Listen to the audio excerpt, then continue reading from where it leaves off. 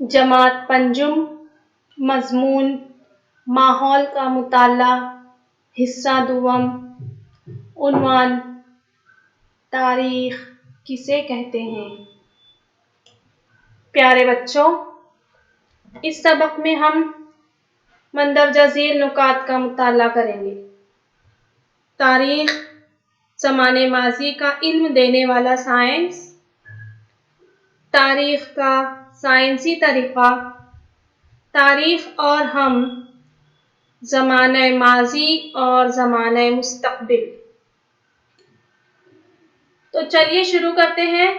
زمانے ماضی کا علم دینے والا سائنس۔ گزشتہ سال چوتھی جماعت میں ہم نے چھترپتی شیواجی مہاراج کی زندگی کے حالات اور سوراج کے قیام کے لیے ان کی سرگرمیوں کا مطالعہ کیا۔ شیواجی مہاراج کی پیدائش سے پہلے کا زمانہ، یعنی آج سے تقریباً 400 سال پہلے کا زمانہ، اسے ہم 400 سال پرانا یا 400 سال پہلے کا گزرا ہوا زمانہ کہہ سکتے ہیں۔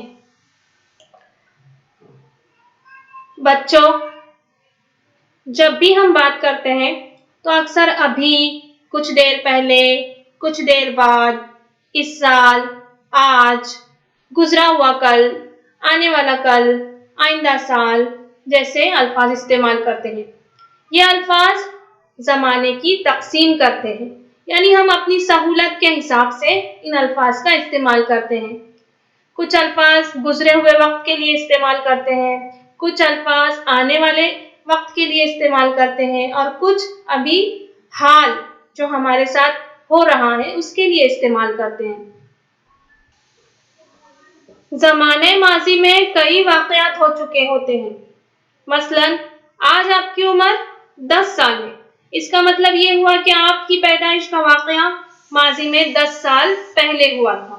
اسی طرح 10 سال بعد یعنی زمانے مستقبل میں آپ کی عمر 20 سال ہوگی، یعنی اپنی پیدائش سے لے کر آج تک یعنی گزرا ہوا زمانہ کسی بھی شخص کی زندگی کا زمانے ماضی ہوتا ہے۔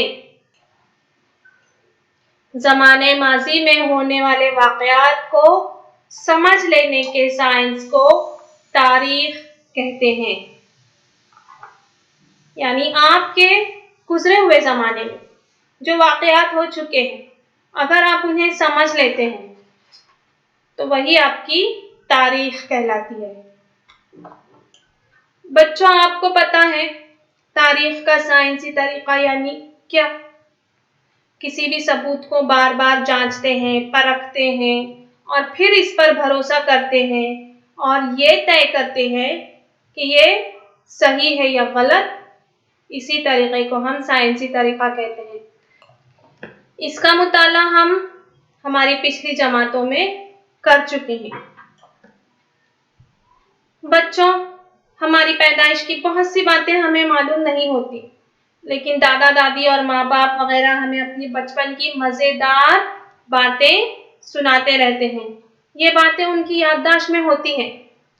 جب کسی ایک ہی بات کو مختلف اشخاص سناتے ہیں تو ان کے سنانے کے انداز میں فرق ہوتا ہے اور ہم کنفیوز ہو جاتے ہیں کہ صحیح کیا ہے اور غلط کیا ہے، کون صحیح بول رہا ہے اور کون غلط بول رہا ہے۔ دادی اماں نے تو ایسا سنایا تھا، ابا نے تو ایسا سنایا تھا، وغیرہ۔ تو یہی طے کرنے کے لیے کہ یہ کہی ہوئی باتیں صحیح ہے یا غلط ہے، ہم باتوں کی باریک بینی سے چھان بین کرتے ہیں۔ ماضی میں ہونے والے واقعات کو ٹھیک اسی طرح وجود میں لانا ممکن نہیں ہوتا، اسی لیے تاریخ کو پیش کرنے کا طریقہ دوسرے سائنسی علوم سے بالکل مختلف ہوتا ہے۔ ہم تاریخ کو بالکل بھی خیالات کی بنیاد پر نہیں لکھ سکتے۔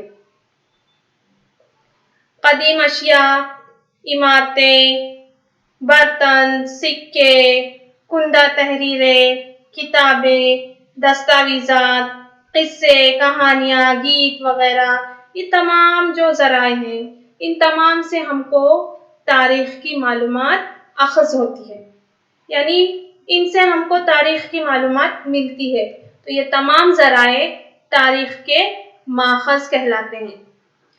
یہ ماخذ طبعی بھی ہوتے ہیں، تحریری بھی ہوتے ہیں اور زبانی بھی ہوتے ہیں. ان ذرائع سے ملنے والے ثبوتوں کی مدد سے یہ تلاش کیا جاتا ہے کہ ماضی میں ٹھیک ہوا کیا تھا اور کیسے ہوا. ان ثبوتوں کا صحیح یا غلط ہونا بھی اچھی طرح جانچا جاتا ہے. کسوٹی پر کھرے اترنے والے ثبوتوں کی بنیاد پر ماضی کے واقعات کو ترتیب وار جوڑ کر پیش کیا جاتا ہے. اسی کو ہم سائنسی طریقہ کہتے ہیں. بچوں، ہمارا زمانِ حال، زمانِ ماضی اور زمانِ مستقبل تینوں ایک دوسرے سے جڑے ہوئے ہیں. مثلاً آزادی حاصل کرنے کے لیے ہندوستانیوں نے انگریزی حکومت سے لڑائیاں لڑی. یہ ایک تاریخی عمل ہے جس کی وجہ سے 15 اگست سن 1947 کو ہمارا بھارت آزاد ہوا. اسی لیے کہا جا سکتا ہے کہ حصول آزادی کا واقعہ جو ہے وہ آزادی کی لڑائی کے عمل کا نتیجہ ہے. اس بات سے یہ معلوم ہوتا ہے کہ پہلے کیے ہوئے یعنی زمانے ماضی میں کیے ہوئے کاموں پر مستقبل کا دار و مدار ہوتا ہے. یہ سبق ہمیں تاریخ کے مطالعے سے حاصل ہوتا ہے.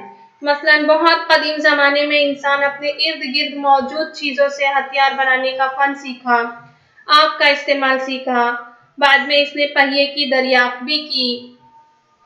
لیکن آنے والی نسلوں نے ان دریافتوں کو اور زیادہ بہتر بنایا. انسان کی جسمانی اور ذہنی ترقی کے ساتھ ساتھ تکنیکی علم ترقی کرتا گیا. یہ عمل آج بھی مسلسل جاری ہے. اس بات سے ہم اس نتیجے پر پہنچ سکتے ہیں کہ ماضی کی دریافتوں کی بنیاد پر ہی بعد میں نئے انکشافات کرنا ممکن ہوتا ہے. چلیے بچوں، اب ہم اس سبق کے کچھ سوال جواب حل کر لیتے ہیں. سوال ہے، خالی جگہوں میں مناسب الفاظ لکھیے.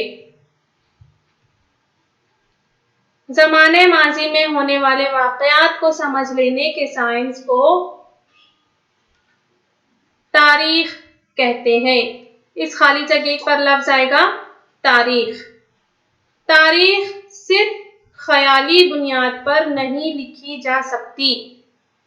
سوال میں لفظ خیالی جو ہے اسے خط کشیدہ کیا ہوا ہے، یعنی وہ خالی جگہ پر لکھا جانے والا لفظ ہے.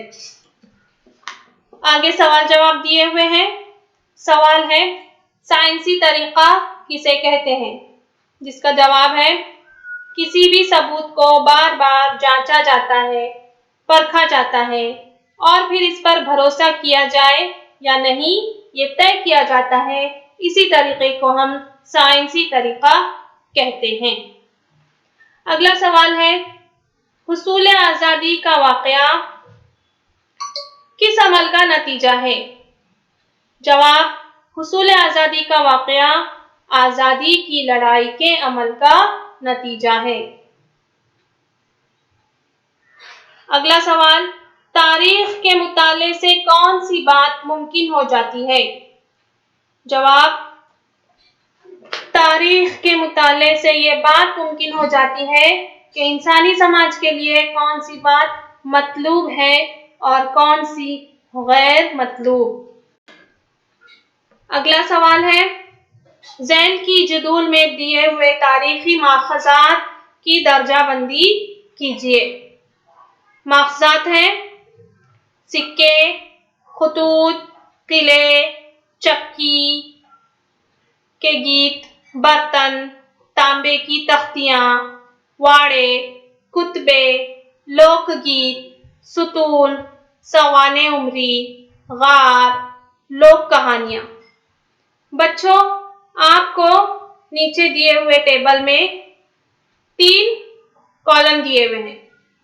ان تینوں کالم میں ان تاریخی ماخذات کی درجہ بندی آپ نے کرنا ہے کہ ان میں طبعی ماخذات کون سے ہیں، تحریری ماخذات کون سے ہیں اور زبانی ماخذات کون سے ہیں.